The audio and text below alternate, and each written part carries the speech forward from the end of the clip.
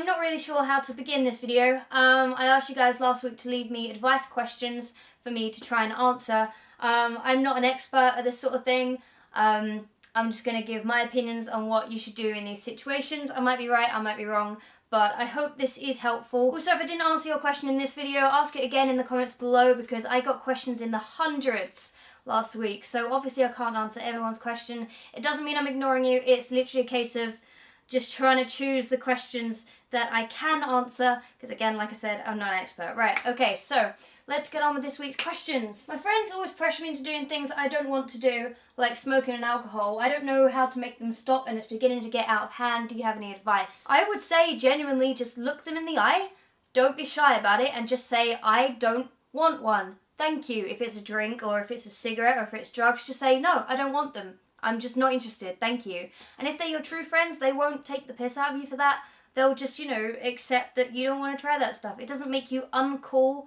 And to be honest, if you've got friends that are trying to pressure you into taking things that you don't want to, are they really your friends? I know exactly how hard it can be to sort of lose people you feel like you're close with, but in the long run, if they're people that aren't good for you, you may be better off just distancing yourself from them. How should I tell my mum I have a girlfriend? By the way, I'm a girl. If you are coming out as gay, I don't think I'm the right person to ask. I get asked this every single time that I make a video. How do I come out to my parents? I've never had to come out to my parents or anything, so I'm not this. I think it'd be wrong if I tried to give advice on coming out, because I haven't gone through it. What I will do is I will try and find my favourite sort of coming out videos and the most useful ones, and I will leave them in the comments, I'll leave them in the description below so you guys can check them out. Because like I said, they're actually from people's experiences, and I don't have any experiences, so I'm sorry, I can't help. And if anyone asks in the future, like, how do I come out, I can't answer that. I'm sorry. I'm 14, I've started to get discharged, but I haven't had a period. I don't know how long till my period will start, but I'm very worried about telling my mum when the time comes. Any tips? Why are you worried? Your mum also has a period. It's nothing to be ashamed about. It means that you're growing up. You're going through puberty, and it's a natural thing.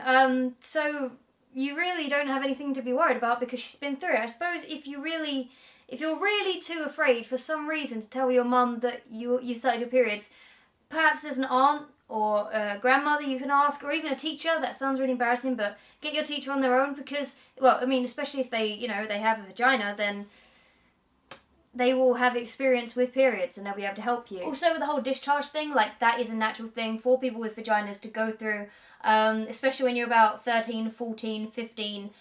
You will get it in sort of irregular bursts, and you'll feel like, oh my god, I've ruined my underwear. So I would advise wearing panty liners at all times, because you just don't know. It's not like a period where you can just expect it to happen. It does just come in random bursts. So, not bursts, it doesn't go psh, but, you know, it's not like a Spider-Man. I'm going to stop. Are you naturally thin, or do you do any kind of special diet or exercise? I had a whole 10-inch pizza to myself for lunch, so it's definitely a special diet. No, I think I just have a very good metabolism. I've tried dieting in the past, and I have found diets that have worked, but to be honest, I think a lot of my weight management is because I do have a high metabolism. I just don't really gain weight, and that's, you know, that unless I have like tons and tons and tons of sugar and fat, like, I just don't gain weight. So I don't do anything to keep myself slim, but I would recommend for metabolism. I made a whole video on herbal teas, and they can help to control your metabolism, so can't speak today. How do you begin to trust someone again after being cheated on? I have never been cheated on that I know of, but honestly, I couldn't trust someone again if they cheated on me. I wouldn't be able to go back to them, because I know what they're capable of. I guess if you really love them and you want to make it work, then you both need to sit down and talk about why that person cheated on you. Were they unhappy, or did they just find that other person more attractive? But essentially, if someone cheats on you and it's not just a drunken kiss or something, if it's a conscious decision that they've made, that is just complete disrespect to you. So I personally think that once someone's cheated, you can't really go back. So again, it's hard to give advice on something that I haven't gone through, but I would say just end it. I've really wanted a baby for ages. It's recently got worse because my auntie's just had a baby. I don't know what to do because I'm only 16 and I'm scared I'll try to get myself pregnant. Oh, well, I have a lot of friends who got pregnant at 16 and they now have children and they're very happy. But I would suggest, naturally, I would suggest holding off for a little while. Um, I guess if you're really, really broody, which is a natural thing, I guess if you're really broody, perhaps try and offer to look after your aunt's baby for a couple of nights, because I'm pretty sure the 3 a.m. feeds will soon put you off having children. But if that doesn't work and you end up getting more broody, what I would say is make a list of all the things that you want to do before you have a baby, such as like what countries you want to visit and get a full-time job and find a boyfriend, get married, have all this list of things that you can tick off, and then once you've ticked it off, then think about having babies. But I would say, like, once you have children, it becomes very difficult to live your own life in terms of going on holiday and just going out when you want. Your whole life is dictated by your baby.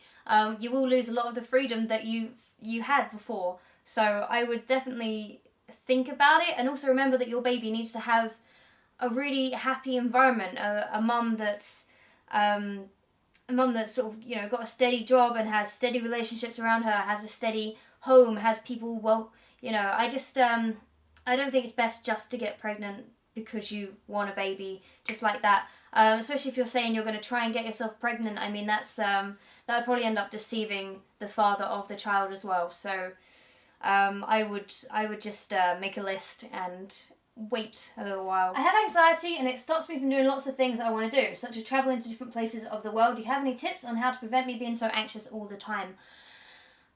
I get asked questions on anxiety 24/7 because you guys know that I had a specialised type of anxiety / panic disorder. So what I would say is that I am not going to be able to answer all of your questions on anxiety because I didn't have generalised anxiety disorder. I didn't have social anxiety. I had something that was quite close to what you'd call separation anxiety, which is having sort of anxiety attacks brought on by not being with someone or not being able to get a hold of someone. And I had anxiety from not being able to get through to my mum and dad on the phone. I would think, oh my god, are they dead? Are they okay? What's going on? Are they ill? And it would cause anxiety attacks, and I would need to rush outside. I would feel very, very sick. My stomach would do flips, and I would need to poop because they are natural, you know, symptoms of an anxiety attack. So, I don't really know what I can suggest. I would say do what I did and definitely get some counselling for it. I saw a guy for one session and he said, I'm going to put you on these tablets, and within about 2 months, I'm pretty much, my anxiety is quite low now. I still get it. I still wouldn't be able to travel long distances like Australia or stay in America for more than 2 weeks or so. But it is getting better. So I would suggest going to a doctor even and just asking to be put on anti-anxiety medication. I'm on something called citalopram, I believe it's called. I'm only on about 10 micrograms. So it's quite small. And obviously that amount can get raised or lowered. But like I said, I would find it very hard to give advice on general anxiety or social anxiety, so I probably won't be able to answer any of those questions if you leave them down below because I feel like I'm giving the wrong advice. But I would definitely say get counselling and they'll be able to find out the cause of your anxiety and hopefully help you through it. I lost my first ever job 2 weeks ago for being too nice and it's left me feeling a little lost and unconfident. Advice on how to move on. If you lost your job from being too nice, you are an amazing person, and that's the best way you could possibly get fired. Like, wow. How can you get... I mean, that says to me that the job that you had was not good for you in the first place because it meant that you would have had to deceive people or your generosity was costing them money, and that's horrible. So, find a job, look for a job that specialises in being generous to people, even if you're volunteering in a charity shop for a little while or something that you can actually, where you can help people, like a call centre or something like that. Just but definitely keep your head held high because that's the stupidest thing you can get fired for.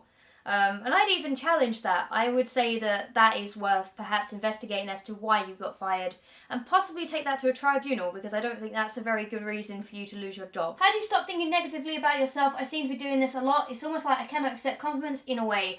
I know a lot of people who I would compliment and then they'd go, no, I'm not, and they get really, really angry when someone compliments them. And I think it's just a case of low self-esteem and not believing that that person thinks nice things of you because you don't believe them yourself, so you think that they're lying.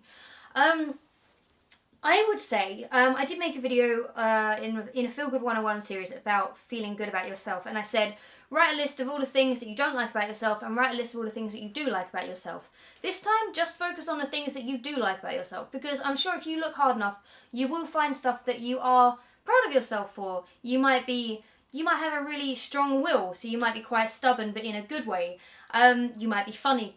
You might like your hair. So think of all the things that you could compliment yourself on, and then eventually you might learn to be able to accept things because you'll think, actually, yeah, you know what?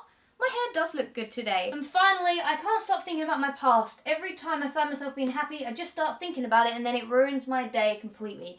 What should I do? Obviously, I don't know your past. I don't know what it is that you've been through that is traumatizing you and affecting your current situation. But I would say, again, just like I said with anxiety, definitely seek counselling. There are, especially in the UK, I think you can get free counselling if it's something that's very, very bad. Basically, counselling will help you find out the cause of your pain and past, and I'm assuming that you obviously know what it is that is troubling you.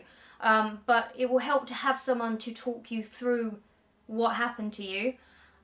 Because essentially there's something that is still in the back of your mind that is affecting you, and it will keep eating away at you until you're able to confront it head on, which will obviously be quite scary at first because you'll think, well, I don't want to think about that, I'm trying not to think about that, but the more you think like that, the more it's going to come back into your mind when you least expect it. So definitely find someone like a doctor or a counsellor that you can talk to about it, even a family member if it doesn't obviously involve family, and just basically make it easier for you to accept that it's a part of your life, it's something that happened, and it's what's made you who you are today.